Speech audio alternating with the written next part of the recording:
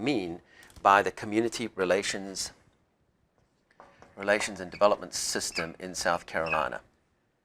So as I said, the Community Relations and Development Division of the South Carolina Human Affairs Commission has a legal mandate to promote diverse citizens' councils throughout all the counties of South Carolina and potentially at a more local level. All right. So what are these councils? Well, they are diverse citizens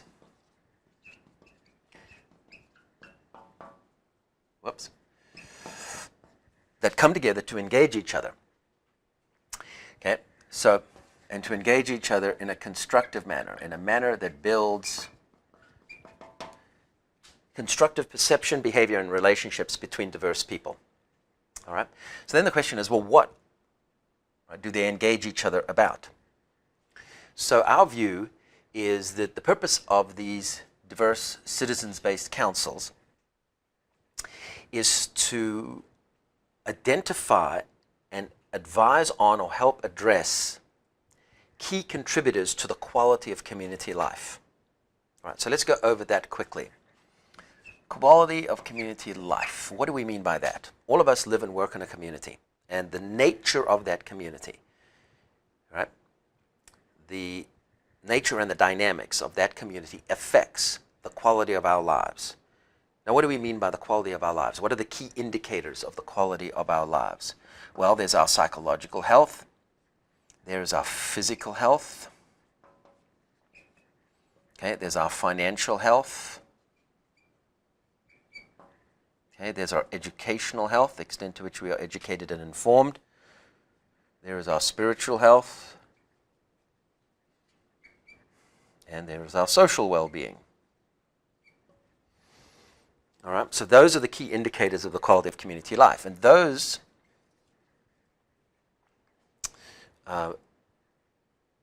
components of the quality of community life are affected by various aspects of the community. And the big aspects are things like the quality of infrastructure, right? Transportation, water delivery, sewage removal, the delivery of electricity and communication capability. So, for example, the quality of the transportation system, the efficiency and effectiveness of the transportation system in Charleston and in other places in South Carolina is becoming a concern. It's something that is reducing the psychological health of many of the citizens. Okay, so we also have things like the state of the education system, the efficiency and effectiveness of the political system, and the associated public sector and its ability to deliver services, the state of the economy, right? The ability of the economy to produce opportunities for employment or entrepreneurial opportunity. We have housing, the availability of quality, affordable housing, with the state of the healthcare system, okay, law enforcement, the judicial system, the corrections system, all right, and a host of other key contributors to the quality of community life. And so the general idea here is that diverse citizens will come together, form councils, they will engage each other in a constructive manner, which will help to advance constructive perception, behavior, and relationships amongst diverse people. Okay? But they will work on identifying key contributors to the quality of community life, okay, that need to be addressed in some way in order to maintain or advance the quality of community life. Now, traditionally, these citizens-based councils, most of them have predominantly focused on the community relations aspect. What do we mean by that? Well, there are relationships between individuals in a community or members of a community, but those relationships are often influenced by patterns of perception and behavior at the group level. So if we have a negative pattern of perception and behavior of one group, or we have a negative pattern of perception and behavior that one group has of another, that often leads to discriminatory behavior. And that undermines the quality of community life for people that are discriminated against.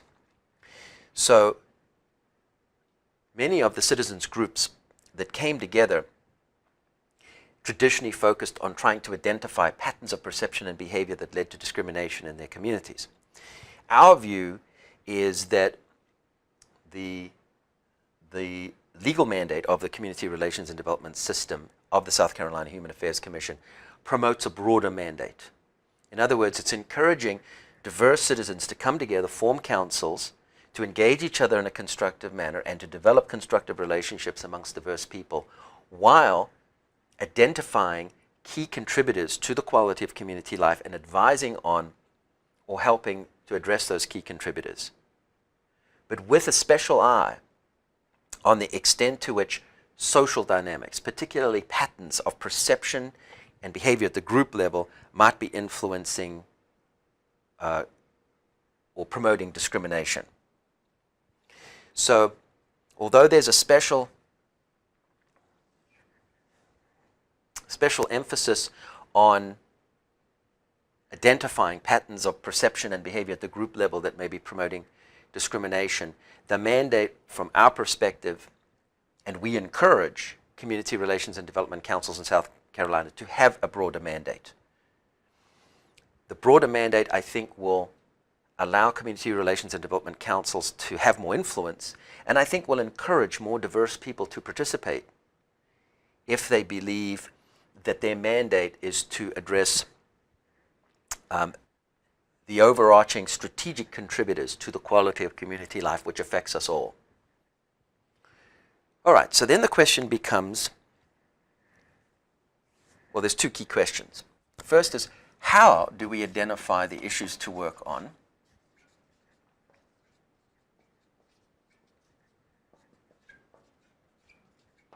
All right, so how do councils, diverse citizens-based councils, identify what key contributors to the quality of community life they should work on? And the second key question is how to go about addressing these issues.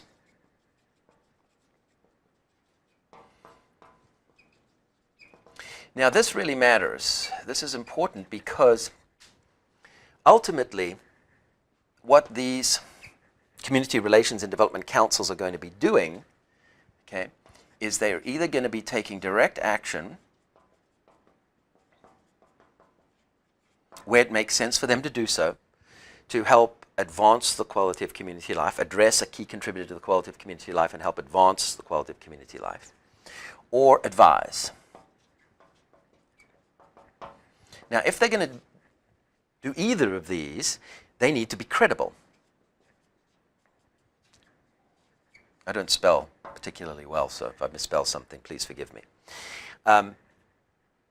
So the point here is that if diverse citizens are going to come together, engage each other in a constructive manner, and identify and help address, advise on, or help directly address key contributors to the quality of community life, they are not going to be supported in doing so unless they're perceived as credible. And I believe credibility is fundamentally going to arise from how they identify issues to work on and how they go about addressing those issues. If the process that is used is not viewed as credible, in other words, it's viewed as overly influenced by self-interest or narrow political interest or a disguised advocacy agenda, right? Or there's just simply a lack of discipline or sophistication, okay, they are not going to be, the outcome is not going to be viewed as valid, reliable, and the councils are not going to be viewed as credible, and then their ability to influence people in a community, politicians, business leaders, leaders in the public sector, people who can promote the kind of action that they're hoping for, they're not going to be able to secure the necessary access and influence that is needed in order to be an effective, diverse citizens-based community relations and development council. So one of the key points I want to make here is that there is a significant difference, okay, between advising and advocacy. Especially advocacy that is not based in credible, structured analysis, that is overly narrow in its focus, where the tactics used tend to be shaming and abusive and unnecessarily aggressive, so on and so forth. So I think at times community relations and development councils believe that they have an advocacy role, and unfortunately I think there are times when councils can slip into the type of advocacy role that ends up reducing their credibility. They become seen as sort of a traditional, sort of non-critical, assessment-based, narrow-focused, politically motivated, so on and so forth, as having an agenda that's based in those sentiments. And I think that is what reduces significantly the credibility of these councils. So I think it's important to make the distinction between advising and advocacy, okay?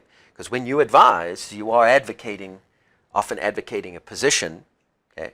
But there's a difference between advising and advocating a position and the more sort of traditional, politically based, narrow-focused, right, advocacy that's not really based in critical assessment or considers the broader impact of what they're asking for on other key stakeholders that are not part of the community that they're advocating for. Okay, so in summary, what we have here is we have diverse, citizens-based community relations and development councils who come together to constructively engage one another and develop constructive relationships between diverse people while they are identifying and advising on, or occasionally directly trying to address, key contributors to the quality of community life. But they need to do so in a way that promotes credibility. Okay, and so let's talk a little bit about that. So let me just give myself some room here.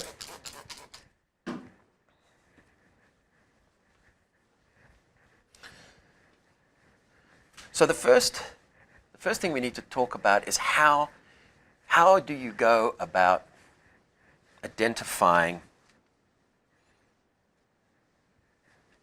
issues to be addressed?